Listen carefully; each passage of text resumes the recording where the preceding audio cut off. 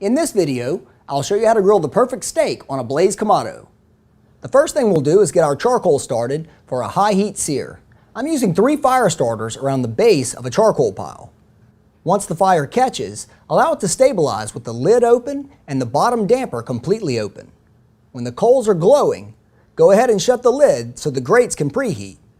Leave your top as well as the bottom damper wheel set to completely open, and then we can begin preparing the steaks.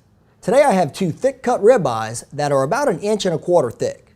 When you've selected great steaks, it's good to keep the seasoning simple. I like to just use some kosher salt and fresh cracked black pepper. Now we can just coat with a little high heat oil. Grapeseed oil works well, or you can blend a 50-50 mix of coconut oil and clarified butter. Now that the hood thermometer is reading right around 600 degrees, it means that we're ready to sear steaks. Set your steaks on the cooking grid and let them grill with the lid closed for about 2 minutes. We're starting off searing the steaks, but towards the end I'll show you how we'll finish cooking the center with the dwell method. Our first 2 minutes is up. Lift the lid and turn your steaks to crosshatch. Nice! I love the thickness of these grids. It makes for excellent sear marks. The fat and ribeyes make for a succulent cut to grill. Again, close the lid and allow the steaks to cook for another 2 minutes. Our steaks are picking up all sorts of great smokiness from the drippings hitting the charcoal. It's time to flip the steaks over to the next side. Beautiful! The ribeyes are getting some great caramelization. All that we have left to do is sear for another 2 minutes.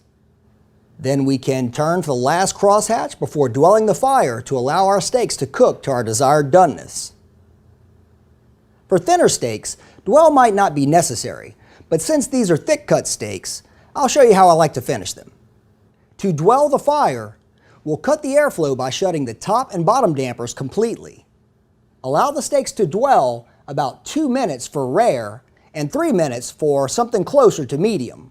Once you've dwelled your steaks to your preferred doneness, open the top and bottom dampers fully and then slowly burp the Kamado by lifting the lid slightly. This allows a little time for the oxygen to stabilize in the fire instead of having it rush in all at once.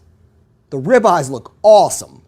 Now all we have left is to allow them to rest for about 5 minutes and then we can slice. Check out the center of these steaks, tender and juicy.